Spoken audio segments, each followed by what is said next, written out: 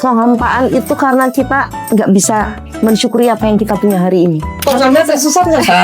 Segini tersesat ya. Iya, beberapa. Nah, yang ketiga nih yang nggak pernah jadi bahan pertimbangan, itu bagian dari sumber makna penderitaan. Ngobrol santai bareng My Value. Halo Valuers, kembali lagi di Ngobrol Santai episode 16.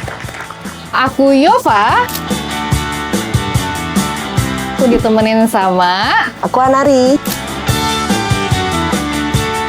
Halo, saya Angga. Oke, kita bertiga akan ngobrol-ngobrol tentang banyak hal, topik, khususnya tentang makna hidup. Gak cuma makna hidup aja, kita juga bakalan ngebahas tentang Gen Z dan fenomenanya. Jangan lupa tonton sampai habis buat tahu cerita serunya hari ini. Halo Mbak Nari. Halo, apa kabar semuanya? Baik. Mbak Nari, cerita sedikit dong Mbak Nari. Perjalanan karirnya di dunia psikologi itu udah segimana jauhnya sih? Oke, izin ya Mas Angga. Cerita ya. Saya backgroundnya memang sekolah psikologi, tapi aku lebih suka menyebut diriku praktisi di bidang HR gitu. Jadi ya seperti pada umumnya anak-anak psikologi pada zaman dulu, 20 tahun yang lalu loh Mas. Itu karir awalnya pasti dari rekrutmen. Lalu seiring perjalanan waktu belajar banyak di bidang kerja saya sampai dengan saya mulai mempelajari HR secara generik ya, secara umum. Kemudian mulai mendalami bidang talent management dan aku punya spesialisasi juga di bidang assessment. Seperti itu. Jadi ya lebih banyak belajar mengenal manusia, Mas. Belajar mengenal manusia ya. Iya. Apalagi sekarang lagi hits lagi tuh Mbak ya, psikologi terkait mental health. Itu lagi rame tuh sekarang gitu kan di kalangan. Padahal zaman dulu juga udah ada itu. Udah ada, tapi karena sekarang namanya udah makin beragam, jadi makin rame tuh yang berbicara. Awareness-nya yang meningkat. Exactly. Nah, ini relate sebenarnya dengan apa yang kita mau bahas sekarang mengenai si Gen Z gitu dan makna hidup. Wah, ini menarik. Menarik Mbak, karena tuh sebenarnya sebagai Gen Z, walaupun aku perbatasan, tapi sebagai Gen Z, kadang-kadang tuh kalau mau melakukan sesuatu kayak, aduh, sebenarnya apa sih yang ingin ku cari dalam hidup ini? Beberapa sesat ya Mbak. Beberapa kali kalau sampai tersesat nggak? Segini tersesat ya. Iya, beberapa kali kan bahkan di kantor juga kita suka ada assessment kan Mbak, kayak apakah kamu sudah menemukan makna hidup? Setiap ada pertanyaan itu aku akan terdiam. Sebenarnya apa sih Mbak makna hidup itu? Kenapa sih dia harus dicari? Apakah tidak bisa kita sembari berjalan aja? Biasanya ada bahasanya let it flow gitu ya, Ev ya. Tapi kenapa harus dicari, Mbak? Ada banyak teori bicara tentang makna hidup. Kalau di psikologi itu ada yang sangat terkenal dari Viktor Frankl tentang meaning of life. Tapi makna hidup itu sebetulnya di Jepang ada. Dan itu sudah sangat klasik. Kita sering dengar ikigai. Oh iya, betul. Ikigai itu juga soal reason for being. Kenapa saya ada di dunia ini? Kalau dari psikologi, itu masuknya ke masa keempat lah ya, eksistensial yang sudah mulai mempertanyakan asal mulanya yang pertanyakan untuk apa aku ada di sini. Tapi salah satu teorinya yang paling terkenal itu dari Viktor Frankl. Sebetulnya itu pertanyaan eksistensial yang sudah ada dari zaman dulu ya. Cuman hari ini dengan banyaknya referensi, ya kan, asupan informasi, sosial media dan lain-lain, orang mulai sadar dan mulai bertanya-tanya. Tapi pemicunya juga ada Mas. Ada satu, mungkin teman-teman juga, apalagi di dunia HR mungkin mengenal ada diagram purpose in life. Yes. Ada fase di mana itu menjadi tren. Betul. Purpose-mu apa sih?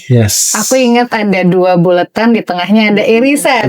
Betul. Pada saat kamu bisa menemukan passionmu apa, bekerja di bidang yang sesuai passionmu, lalu kamu bisa menghasilkan uang dari passionmu, itu kamu akan meaningful. Memang iya. Nah, ada sejarahnya Mas. Dan dia menyebutnya itu diagram Ikigai. Iya. Kurang lebih seperti itu. Sesuai ada yang itu tadi ya. Nah, saya sempat menggunakan diagram itu sebelum meriset lebih lanjut dengan membaca buku-buku tentang Ikigai. Dan ternyata Ikigai yang asli itu sama sekali tidak ada diagram itu. Berarti itu dibuat-buat kan? Bukan dibuat-buat. Jadi itu hasil perenungan seseorang, lalu dia lemparlah di sosial media dan itu menjadi viral. Oke. Jadi secara tepat Ikigai seperti itu tentu tidak, tapi bukan berarti itu salah juga.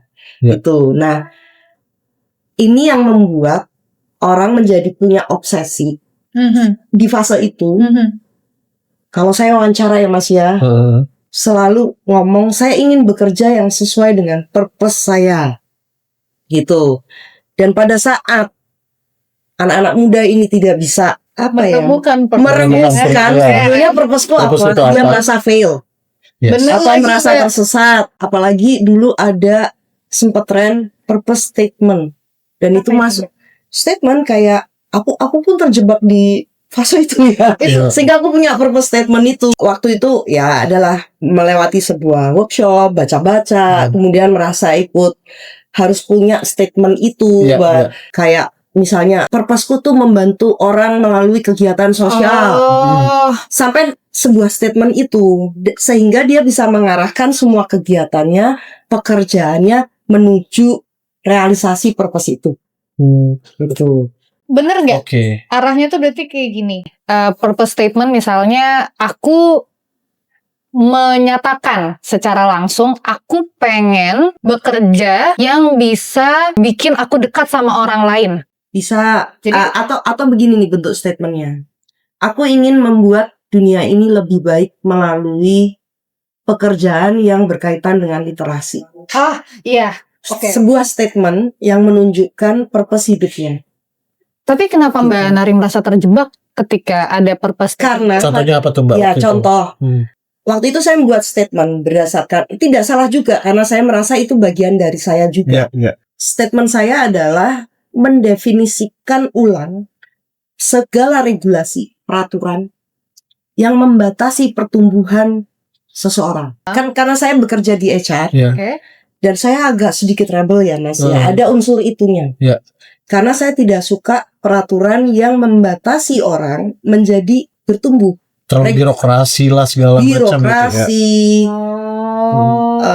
training kok harus ditentukan siapa yang harus training. Emang gua nggak bisa training sendiri, gitu kan? Itu buat saya itu pembatasan. Dan itu memang saya kayak psikotes nih Mas. Psikotes itu teman-teman kalau bekerja di korporasi atau di lembaga tidak akan pernah bisa mengakses kalau tidak diminta oleh organisasinya. Betul. Kan nggak ada, kecuali merasa bermasalah ya saya pengen psikotes. Tapi kan kalau disebut di dunia kerja biasanya itu bentuknya assignment, gitu kan? Nah sehingga saya membuat platform waktu itu B2C. Siapapun boleh ambil psikotes saya tanpa harus di-assign oleh lembaga tertentu dan kamu bisa tahu reportnya. Nah itu salah bentuk. Boleh disebut apa? Nama produknya apa? Discovery Test namanya. Discovery Test. Kami sedang rework untuk platformnya, nanti pasti akan ada ininya. Ditunggu ya. Lalu kenapa Mbak Nari bisa menyatakan tersesat di situ? Padahal kan itu sebenarnya in a good way kan? In a good way. Karena kemudian teman-teman yang belum bisa membuat statement itu merasa tidak punya makna hidup, Mas. Dan kemudian ada juga teman-teman yang kemudian terobsesi. Misalnya statement saya tadi, mendefinisikan ulang regulasi. Terus saya kayaknya terobsesi untuk semua regulasi saya definisikan ulang. Pada saat saya tidak bisa melakukan itu, terus saya merasa tidak bermakna karena tidak serve my purpose. Gitu kan. Menjadi sebuah obsesi dan buat saya itu menjadi tidak sehat. Lalu saya coba mempelajari ulang sebetulnya Ikigai apa sih? Bagaimana dengan teman-teman yang tidak bisa menemukan statement itu secara clear? Iya kan? Apakah kemudian mereka tidak bermakna? Dan ternyata konsep asli ikigainya tidak seperti itu, Mas. Dan pada saat kita mulai terobsesi dengan si purpose itu sudah tidak makna hidup lagi, itu adalah goals. Ketika Itu menjadi target. target, Dan itu pada saat lu fail mencapai itu, lu merasa tidak bermakna. maka itu sudah bukan menjadi makna. Itu adalah suatu Menurut aku goals. itu agak sesatnya di area itu. Jadinya malah ke negatif karena jadinya malah jadi kecewa. Iya. Jadi ya muncullah mental health jadinya karena Iya. merasa tidak ada Dan pertanyaan statement. saya, pada saat orang tidak punya opportunity apapun Iya. untuk bisa create something, dia tidak berhak bermaknakah? Lalu kalau seperti Ya kan? itu sebenarnya makna tuh apa Mbak artinya Mbak Oke. kalau begitu? Makna itu sebetulnya baik dari Ikigai, Ya. teori Ikigai, maupun dari Viktor Frankl, karena waktu sekolah dulu saya risetnya tentang itu, jadi reason for being. Apa yang membuat kamu masih bernafas hari ini? Apa yang membuat kamu masih mau bangun pagi lalu melanjutkan hidup hari ini? As simple like that sebenarnya ya. Iya. Sederhana, iya sih Alasan sederhana. kamu untuk masih hidup hari ini, alasan kita untuk melakukan ini semua. Kalau begitu misalnya nih Mbak, kan tadi Mbak Nari bilang kalau misalnya makna itu adalah reason for being. Berarti pada dasarnya itu adalah kalau kita dalam jangka waktu present kan, betul? Iya, gini, mungkin sebelum memahami konteks waktunya, kita memahami, aku pakai teori Frankl aja yang clear ya. Kalau Ikigai itu banyak banget dan ada irisannya, tapi kalau Frankl itu clear.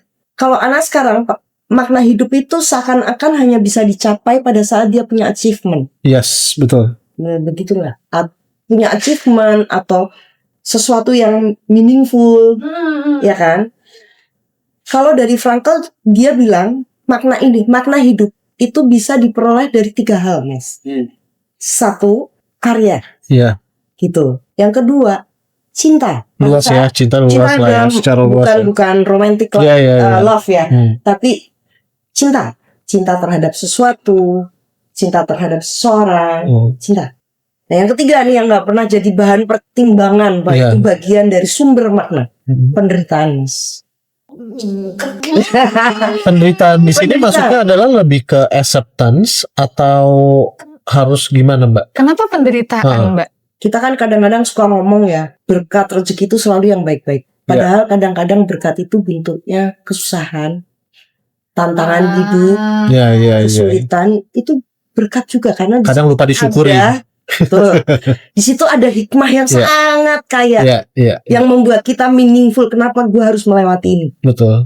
Everything happens for a reason. Iya. We just don't know why. Iya. Dan itu setiap hari ada. I see. Jadi kalau nanya kapan gue bisa mencapai makna hidup, hari ini, saat ini juga ada banyak. Saat ini, kapan gue bisa mencari makna hidup?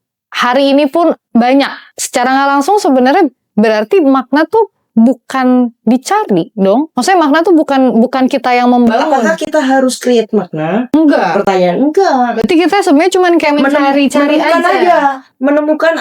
Kita kan pada saat bangun tidur dihadirkan dengan banyak hal oleh kehidupan ini kan Mas. Mulai dari kita melek mata, bunyi alarm, siap-siap, ngantor, apa segala ke sekolah, apa bikin kopi, bikin teh, Anda di perjalanan ketemu berbagai macam orang, itu syarat dengan makna. Kemarin, mohon maaf ya, ini lagi ngomongin yang kemarin lagi rame. Sebuah kata, hati-hati di jalan, yang kemarin kita tidak sadari. Ya, betul. Pentingnya kata-kata itu menjadi sesuatu yang bermakna. Betul. Itu makna. Atau mengabari. Itu makna. Ya, betul.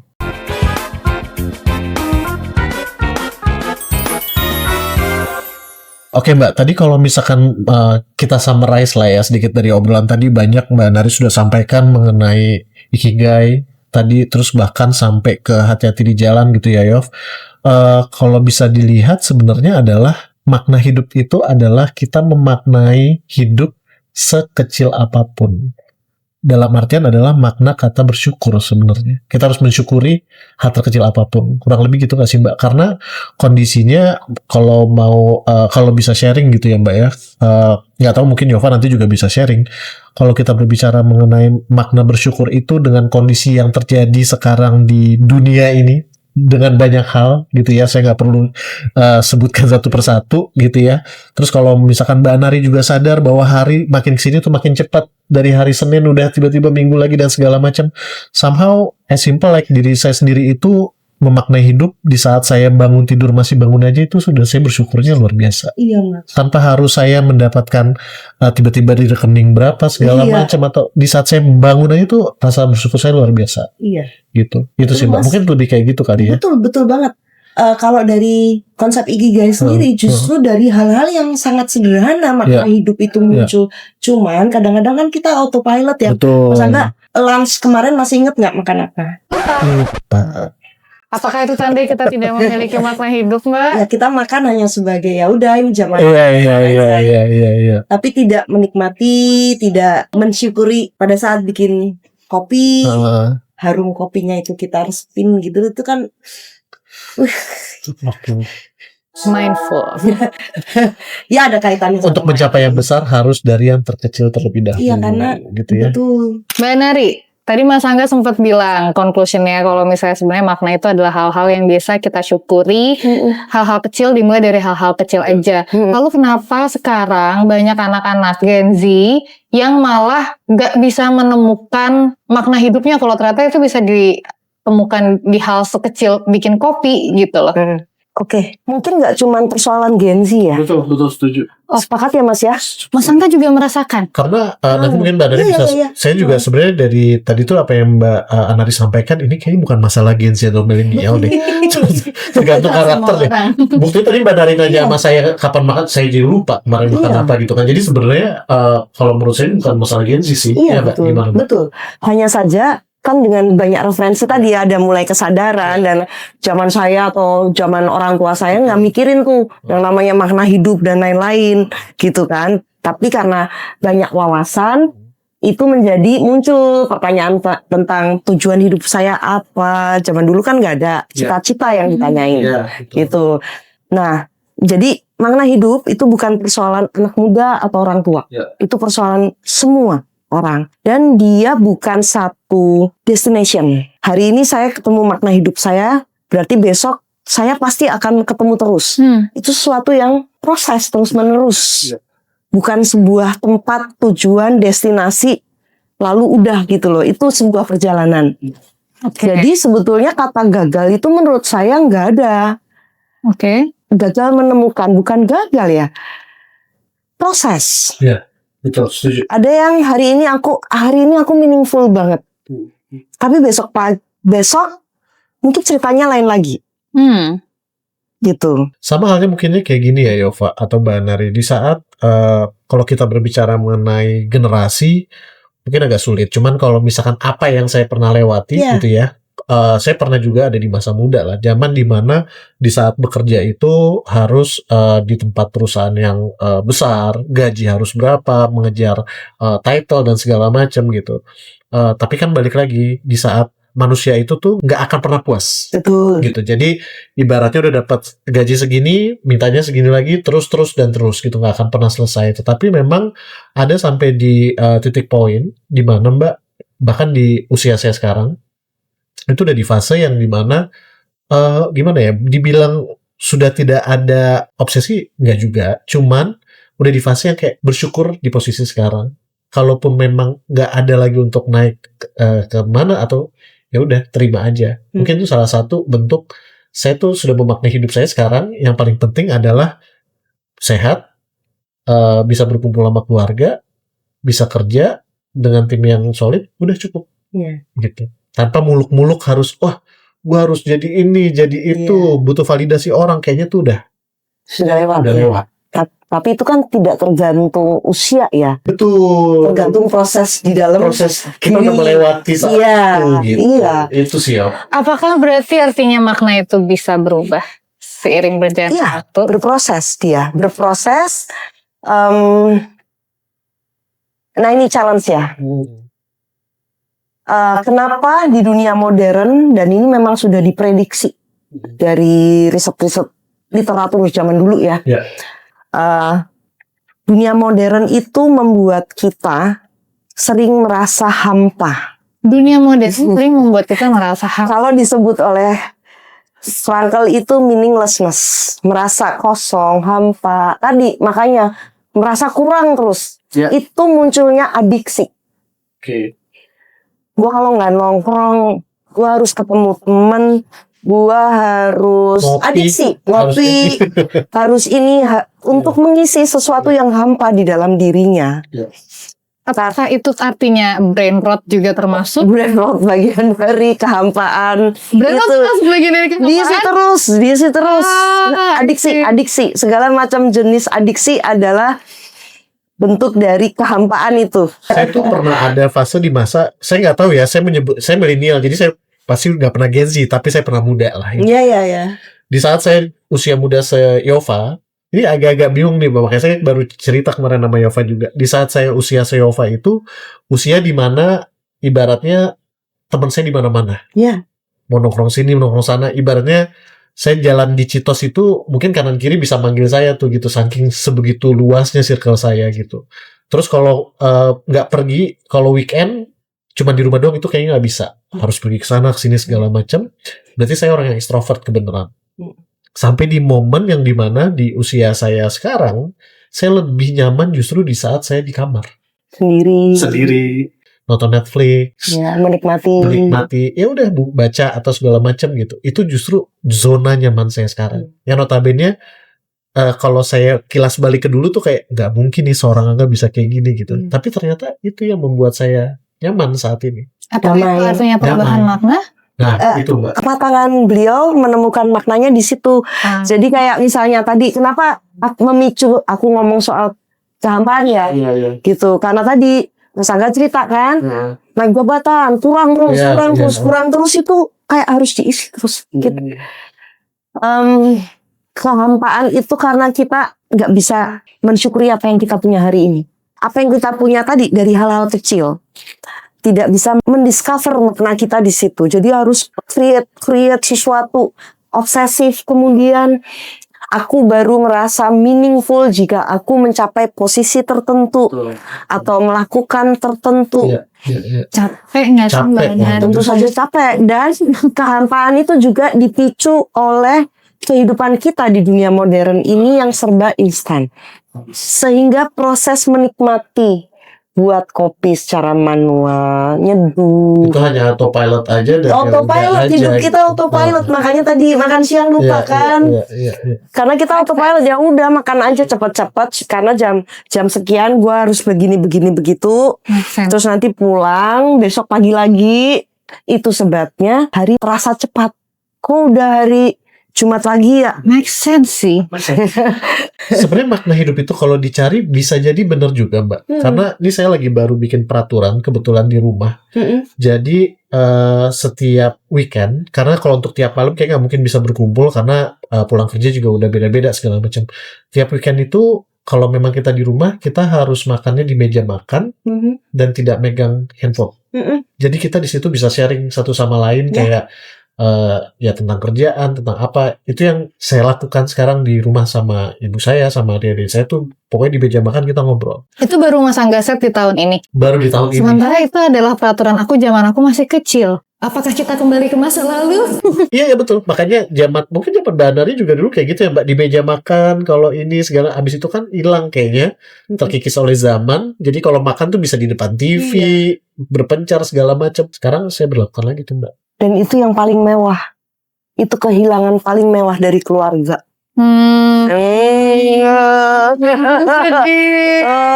Itu kemewahan untuk bisa duduk sama-sama dengan keluarga. Karena satu persatu kan nanti punya kehidupan masing-masing. Kalau zaman kita muda disuruh, ayo makan sama ibu gitu kan. Kayaknya itu sebagai beban. Benar. Tapi kalau teman-teman yang masih punya kesempatan itu lakukanlah karena iya kayak hati-hati di jalan. Nanti suatu ketika masing-masing dari kita punya perjalanannya masing-masing. Relasi itu menjadi meaningful. Gitu. Kan kita kadang-kadang tiap hari ketemu adik, kakak, ya udahlah gitu kan. Besok kan juga ketemu lagi gitu kan. Jadi kayak momentum itu tidak pernah akan terulang. Setiap detik yang kita alami saat ini tidak akan pernah terulang. Itu sebabnya kenapa fokus pada hari ini, saat ini. Mindfulness kan kurang lebih seperti itu tuh diajarkan. Karena kita sering kali sibuk, kalau enggak menyesali masa lalu yang tidak mungkin kita ubah lagi, atau sibuk merencanakan masa depan yang belum terjadi, overthinking, Kalau fokus ngurusin ke masa depan yang belum tentu kejadian, gitu loh. Kita sampai ke sana. Belum tentu ke sana, kekhawatiran yang belum tentu terjadi. Tapi momentum hari ini, saat ini, detik ini yang sebetulnya sangat valuable, itu kita skip karena badan kita di sini, tapi otak kita entah ke belakang menyesal, entah ke depan overthinking, memikirkan hal-hal yang belum tentu terjadi. Oh, jadi alasannya kenapa banyak orang Merasa karena tidak hanya generasi merasa gagal, merasa kosong, nggak tidak menemukan makna hidupnya. Itu sebenarnya lebih karena mereka tidak live in the moment. being here and now. Yes, Ya. mindfulness. Iya. Nah, kalau Slow. ya mana hidup itu harus dimulai dengan mindfulness, menyadari, menikmati, lalu self Nah, iya, betul. Itu refleksi, karena Itu adalah acuan yang masa enggak. karena itu penting. ada di YouTube yang mana ya? Ada di YouTube Quarter ya. life crisis. Quarter Ada life di sini crisis, loh. ya.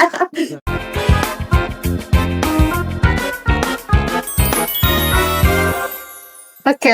Ini menarik banget, tapi mungkin kita akan sudahi dulu pembicaraan kita kali ini. Kita akan lanjut di pembicaraan berikutnya tentang Gen Z. Jadi jangan kemana-mana, tunggu di episode berikutnya.